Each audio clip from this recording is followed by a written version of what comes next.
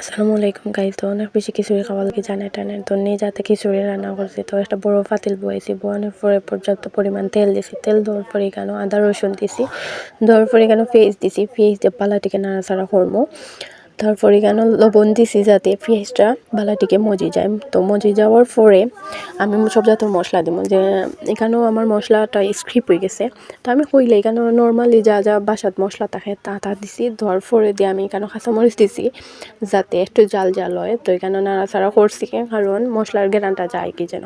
তো এখানে চাউল দিছি, চাউল দেওয়ার পরে বালাটিকে নাড়াচাড়া করলাম যাতে মশলা আর চাউল একসাথে মিশে যায়। তো যখন আমি দিয়ামো আমার চাউলটা বালাটিকে জোরজোড়া হয়ে গেছে, তখন আমি পর্যাপ্ত পরিমাণ এখানেও পানি দিব। এখানে আমি একটু বিরিয়ানি মশলা দিছি যাতে একটু ঘেরা নাই। তো এখানে আমি পর্যাপ্ত পরিমাণ পানি দিছি কারণ আমার চাউলটা সিদ্ধ হয়ে আইছে। ও দেখুক আমার খিচুড়ির কালার সুন্দর নাইনি। তো ওইখানে আমি সান্না বুনাও করছি। সান্না বুনাটাও মাশাল্লাহ অনেক মজা হয়েছে। খিচুড়ি তো মাশাল্লাহ অনেক বেশি মজা হয়েছে।